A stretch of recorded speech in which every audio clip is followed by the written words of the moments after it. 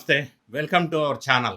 నేను రవీంద్ర బాబు. వినుకొండ మాజీ YSR Congress party MLA Bala Brahmanayudu Hyderabad గండిపేటలో సర్వే నంబర్ 18లో 1000 కోట్ల విలువ చేసే ప్రభుత్వ భూమికి టెండర్ పెట్టేశారు. మరి దాని మీద కేసు బుక్ అయింది.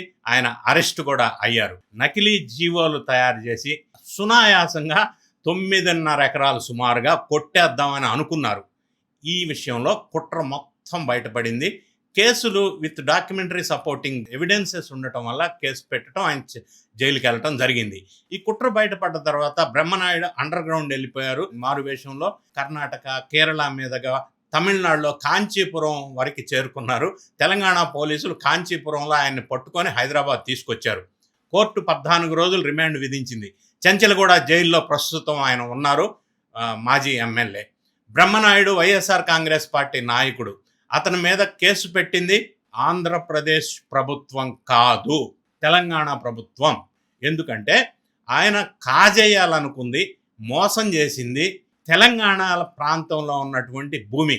నకిలీ జీవోల ద్వారా ఆ భూమి కాజేయాలనే కుట్ర చేశారు. ఇక్కడ బయటపడింది.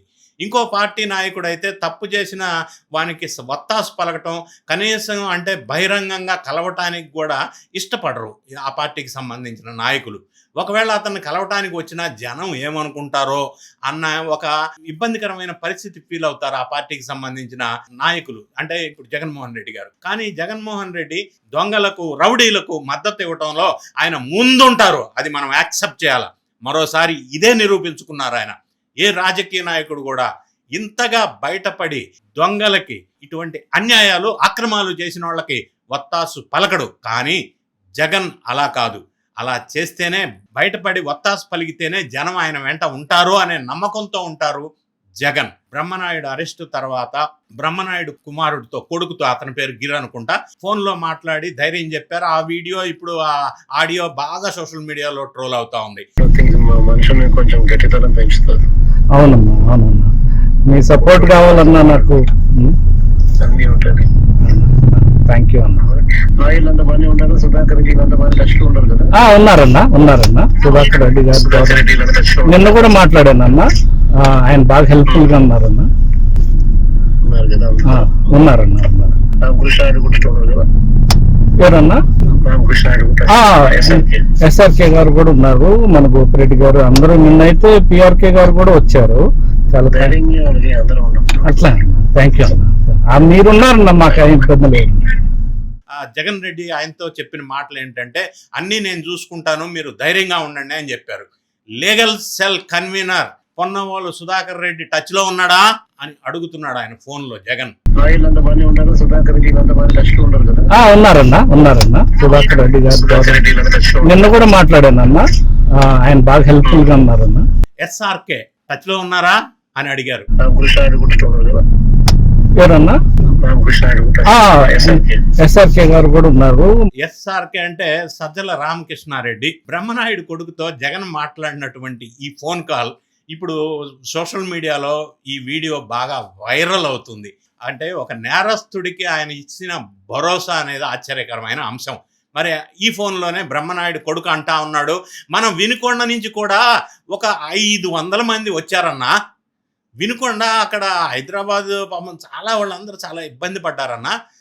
ఎందుకంటే అటు ఇటు తిప్పారు పోలీసు వాళ్ళు, మన వాళ్ళు అటు ఇటు తిరిగి చాలా ఇబ్బంది పడ్డారన్న. ఎండ కదా, అందుకే కొంత ఇబ్బంది అయింది. అరే, ఇంత బాధ పెట్టారే, రాజకీయంగా మనల్ని టార్గెట్ చేసి అనిపించిందన్న. చాలా అందరం కూడా అట్లా అనిపించి బాధపడ్డామన్నా. థ్యాంక్ యూ అన్న, మీరు ఉన్నారన్న భరోసా మాకు ఉంది, మాకేం ఇబ్బంది లేదు. థ్యాంక్ యూ అన్న. వినుకొండ నుంచి కూడా ఒక 500 మంది వచ్చారన్న. వినుకొండ ఇక్కడ హైదరాబాద్ పాపం చాలా ఇబ్బంది, ఒక దగ్గర కాకుండా తిప్పారన్న. పాపం మన వాళ్ళు అటు ఇటు తిరిగి చాలా ఇబ్బంది పడ్డారు ఎండలు. అదే అనిపించింది, అదే ఇంత బాధ పెట్టారే, రాజకీయంగా మనల్ని టార్గెట్ చేసి అనిపించింది అన్న. మీరున్నారన్న, మాకు ఏం ఇబ్బంది లేదు అని ఈ బ్రహ్మనాయుడు కొడుకు మాట్లాడుతున్నటువంటి వీడియో జగన్ రెడ్డి బయటకు వచ్చింది ఇప్పుడు. సో ఈ వీడియో చూస్తే సమాజంలో మంచి చెడు గురించి ఆలోచించే వాళ్ళు తప్పు పడతారు. అదేంటంటే, ఒక నాయకుడు అయి ఉండి తప్పు చేసిన వాడిని సపోర్ట్ చేస్తాను అంటాడు. ఏ విధంగా ప్రజలు సమర్థిస్తారు ఈ విషయాన్ని? క్రిమినల్స్ అంతా అలా ఉండరు. క్రిమినల్ మెంటాలిటీ ఉన్నవాడు నాయకుడు అయితే ఇలా జరుగుతుంది.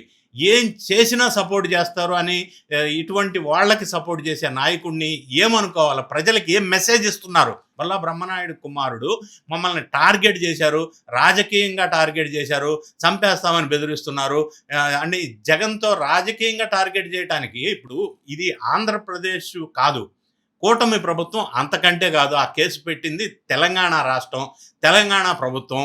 ఈయన కాజేసే భూమి తెలంగాణలో ఉంది. కాంగ్రెస్ ప్రభుత్వం మరి వినుకొండ వైఎస్ఆర్సీపీ మాజీ ఎమ్మెల్యేని టార్గెట్ చేయాల్సిన అవసరం ఉందా? ఏం అవసరం? తెలంగాణ కాంగ్రెస్ ప్రభుత్వానికి ఏముంటుంది అలా? మరి ఎందుకు ఇది రాజకీయ కుట్ర అని మాట్లాడుతున్నారు? ఎక్కడ రాజకీయ కుట్ర ఇది? ఇది ఎక్కడ విడ్డూరం? అయితే తప్పు జరిగింది కాబట్టి వాళ్ళు కేసు పెట్టారు. రేపొద్దున న్యాయస్థానం నిర్ణయిస్తుంది, ఒక డెసిషన్ తీసుకుంటుంది, దోష నిర్దోష. అప్పుడు కడిగిన ముత్యంలాగా బయటికి రావచ్చు. తప్పు చేయకపోతే, తగిన ఆధారాలు ఏమన్నా నిరూపితం కాకపోతే. అంతే తప్ప అరెస్ట్ చేశారు పోలీసులు అని అంటే ఎలా అవుతుంది? ఈ బ్రహ్మనాయుడు విషయం ఒకసారి చూసినట్టయితే రాధాకృష్ణ, రాజేష్, సునీలు ఇటువంటి వాళ్ళకి టోటల్గా 12 కోట్లు బొల్లా బ్రహ్మనాయుడు అకౌంట్ నుంచి ఫేక్ జీవోస్ CCLA నుంచి రిలీజ్ చేయడం కోసం, క్రియేట్ చేయడం కోసం, ఫోర్జరీ చేయడం కోసం వాళ్ళకి అమౌంట్ ఇచ్చినట్టుగా ఎవిడెన్స్ ఉంది. అందుకే ఆయన పరారైపోయి కాంచీపురంలో దాక్కున్నాడు. పోలీసులు జనరల్గా ఏ లీడర్ అయినా కూడా తమ పార్టీ వాడు క్రైమ్ చేసి దొరికిపోతే డైరెక్ట్గా అయితే సపోర్ట్ చెయ్యరు కదా. మరి జగన్మోహన్ రెడ్డి అలా కాదు. తన పార్టీకి సంబంధించిన వ్యక్తి ఏం చేసినా సపోర్ట్ చేస్తూనే ఉంటారు. ఇదే జగన్మోహన్ రెడ్డి గారిలో ఉన్న బ్యూటీ. కార్యకర్తలు రప్ప రప్ప రప్ప అని కొడవళ్ళు పట్టుకొని ఎగిరితే తప్పేంటి అంటాడు. విధ్వంసం పేరుతో పోస్టర్స్ వేస్తే నేరమా అని అంటాడు. అసలు బొల్లా బ్రహ్మనాయుడు కూడా జగన్ పార్టీలోకి వచ్చిన తర్వాతే ఈ విధంగా నేరస్తుడిగా, నేరపూరితమైన మెంటాలిటీతో వివాదాస్పదమైన వ్యక్తి అయ్యారు. అంతకుముందు ఆయన రాజకీయాల్లోకి రాకముందు ఆయనకు ఒక లారీ ఆఫీస్ ఉండేది అక్కడ వినుకొండలో. ఆ తర్వాత కొంతమంది పార్ట్నర్స్తో, ఫ్రెండ్స్తో కలిసి తిరుమల డైరీ అని ఏర్పాటు చేశారు ఈ బ్రహ్మనాయుడు వినుకొండలో. ఆ తర్వాత తిరుమల డైరీ బాగా సక్సెస్ అయింది. సక్సెస్ అయిన తర్వాత దాన్ని వేరే వాళ్ళకి అమ్మేశారు. వేరే ఒక సంస్థకి ఇది మొత్తాన్ని అవుట్ రేట్గా అమ్మేశారు. అమ్మిన తర్వాత ఆయన వేరే బిజినెస్ కోసం తిరుమల ఇంజనీరింగ్ కాలేజ్ అని కూడా ఒక కాలేజీ పెట్టారు ఆ పరిసర ప్రాంతాల్లో. సో ఈ విధంగా ఆయన బిజినెస్లో ఉన్నారు. 2009లో ఆయన రాజకీయ రంగ ప్రవేశం ప్రజారాజ్యం పార్టీ ద్వారా ఆయన ఎమ్మెల్యేగా పోటీ చేశారు, ఓడిపోయారు కూడా. 2014లో వైసీపీ నుంచి పెదకూరపాడు నియోజకవర్గ ఎమ్మెల్యే అభ్యర్థిగా పోటీ చేసి మళ్ళీ ఓడిపోయారు ఈ బ్రహ్మనాయుడు. ఆ తర్వాత జరిగిన పరిణామాలు ఏంటంటే వినుకొండ వైసీపీ ఇన్ఛార్జిగా అప్పట్లో ఉన్నప్పుడే నన్నపనేని సుధా అనే ఒక అభ్యర్థి, మహిళా అభ్యర్థి వైసీపీ నుంచి తప్పు కావడంతో 2019 ఎన్నికల్లో వినుకొండ నుంచి జగన్మోహన్ రెడ్డి గారు ఈ బ్రహ్మనాయుడికి టిక్కెట్ ఇచ్చారు. అక్కడ పోటీ చేసి అప్పుడు 2019లో ఈయన ఎమ్మెల్యే అభ్యర్థిగా వైసీపీ తరఫున గెలుపొందారు. మరి ఎమ్మెల్యేగా గెలిచిన తర్వాత ఈయన మీద చాలా ఆరోపణలు బాగా వచ్చినాయి, రకరకాల ఆరోపణలు వచ్చినాయి. ఒకసారి పార్టీ కార్యక్రమంలో కౌలు రైతుల సమస్య మీద ప్రశ్నించినటువంటి ఒక రైతుని అందరి ముందే నానా దుర్భాషలాడి బూతులు తిట్టి పబ్లిక్లో అరెస్ట్ చేయించారు ఆయన్ని. ఆ సమయంలో అక్కడ వైసీపీ ఎంపీ, ఇప్పుడు తెలుగుదేశంలో ఉన్నటువంటి ఎంపీ లావు శ్రీకృష్ణదేవరాయలు కూడా అక్కడే ఉన్నారు ఆ స్పాట్లో. ఆ ఇన్సిడెంట్స్ జరిగినప్పుడు ప్రశ్నించిన రైతు మీద దుర్భాషలు ఆడటం, బూతులు తిట్టడమే కాకుండా సంబంధం లేని ఇర్రెలవెంట్ సెక్షన్స్ కింద కూడా కేసు పెట్టించారు ఈ బ్రహ్మనాయుడు. మరి అప్పుడు ఎంపీగా ఉన్నటువంటి కృష్ణదేవరాయలు ఇది పద్ధతి కాదని వారించడం జరిగింది.